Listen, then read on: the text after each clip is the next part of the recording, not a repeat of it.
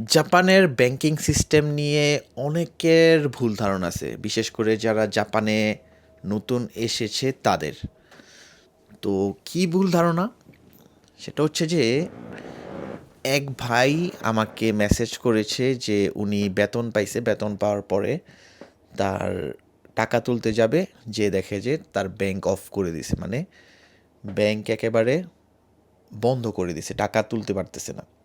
তো আমি বললাম জাপানে তো এমনটা হওয়ার কথা না। ব্যাংক হঠাৎ করে কেন বন্ধ করবে? তো পরে আমি বললাম যে কী কারণে বন্ধ করছে, সো আপনি চাইলে স্ক্রিনশট দিয়ে আমার সাথে শেয়ার করতে পারেন।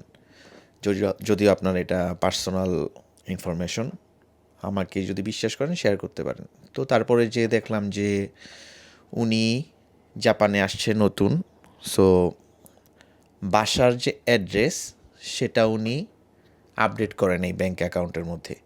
এই কারণে তার ব্যাঙ্ক অ্যাকাউন্ট ডিসেবল করে দিছে, সরাসরি একেবারে ডিসেবল, যেটা জাপানে আসলে কি বলবো, এটা সচরাচর হওয়ার কথা না। ওরা অনেক নোটিশ পাঠায়, কিন্তু এটা কী কারণে হয়েছে আমি আজও বুঝতেছি না।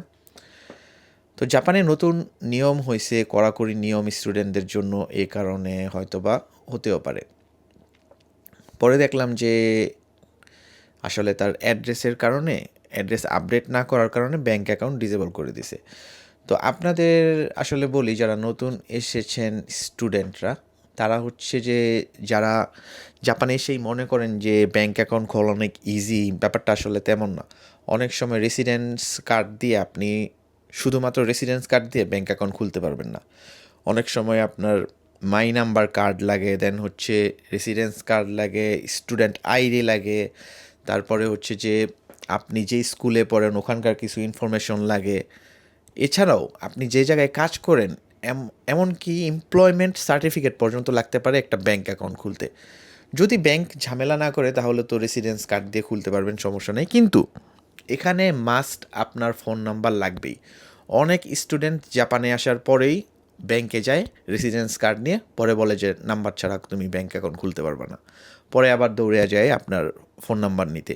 আর ফোন নাম্বার নিতে হইলে সিম কার্ড সিলেক্ট করতে হয়। তো অনেক সিম কার্ডে অনেক অপশন থাকে, যেটা সবচেয়ে লো প্রাইসে ভালো সার্ভিস দেয়। আমি বলবো যে আপনারা সেটা নিন, ঠিক আছে? কারণ সিম কার্ড জাপানে খুবই গুরুত্বপূর্ণ। মাসে মাসে যেহেতু একটা অ্যামাউন্টের টাকা আপনি পে করবেন। তো দেখেন, ফোন নাম্বার নিবেন, তারপরে যে আপনি ব্যাঙ্ক অ্যাকাউন্ট খুলবেন। আর নিয়মিত ব্যাঙ্ক আপডেট না করলে, আপনি ধরেন ফোন নাম্বার চেঞ্জ করছেন, বাসার অ্যাড্রেস চেঞ্জ করছেন, আপনি এগুলো আপডেট করলেন না, তাহলে সরাসরি ব্যাঙ্ক অফ করে দিবে। সরাসরি ডিসেবল যদিও করবে না, কিন্তু আপনি এটিএমে গেলেন একটা দরকারি কাজে, আপনি টাকা তুলতে পারলেন না। তো এটা আসলে আপনার নিজের দোষে। আপনি ব্যাঙ্ক অ্যাকাউন্ট খুলছে, ওরা আপনাকে নোটিফিকেশন পাঠাচ্ছে যে আপনার ব্যাঙ্ক অ্যাকাউন্ট, বাসার অ্যাড্রেস আপডেট করতে, আপনার ফোন নাম্বার আপডেট করতে। আপনি তা না করে কি করতেছেন, মানে বাসায় যে চিঠিগুলো আসতেছে জাপানিজ ভাষায় লেখা দেখেই একদম, বা এটার খোলার প্রয়োজন নেই। সো সবাইকে আমি একটি কথাই বলবো, সেটা হচ্ছে যে জাপানে আপনারা যারা নতুন এসেছেন বা আসার পরিকল্পনা করতেছেন, তারা ব্যাঙ্ক অ্যাকাউন্ট তো অবশ্যই খুলতে হবে, ঠিক আছে? তারা অবশ্যই ব্যাঙ্ক অ্যাকাউন্ট খোলার পরে প্রতিদিন না হোক, সপ্তাহে একবার করে হলেও চেক করবেন যে কোনো আপডেট করা লাগবে কি না। আর হচ্ছে যে অনেকেই একটা ভুল ধারণা, সেটা হচ্ছে যে ক্যাশ কার্ড নিয়েই একেবারে অ্যামাজনে ঢুইকা শপিং টপিং করার জন্য একেবারে উইঠা পইড়া লাগে। ওনারা ভাবে যে ক্যাশ কার্ড দিয়েই হয়তো বা অ্যামাজনে শপিং করতে পারবে। একটা কথা বলে রাখি, ডেবিট কার্ড আর ক্যাশ কার্ড কিন্তু আলাদা। আপনাকে অ্যামাজন থেকে কেনাকাটা শপিং করতে হলে আপনাকে ডেবিট কার্ড দিয়ে করতে হবে বা ক্রেডিট কার্ডে।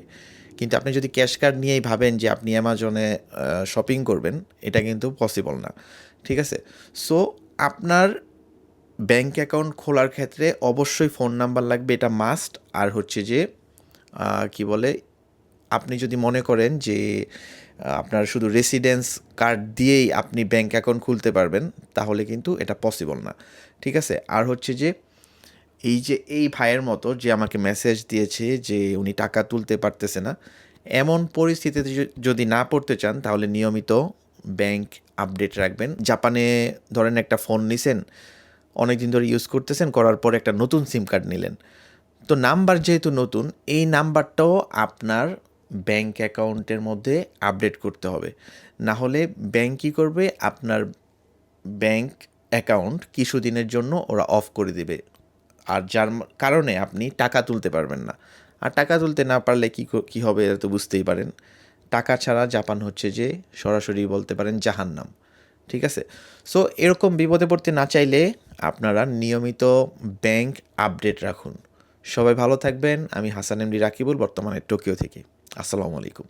ওয়েট, আরেকটা কথা বলে রাখি, আপনারা জাপান সম্পর্কে আরও আপডেট জানতে, জাপান সম্পর্কে আরও রিয়েল ইনফরমেটিভ তথ্য জানতে আমার এই ইউটিউব চ্যানেলটি সাবস্ক্রাইব করতে পারেন।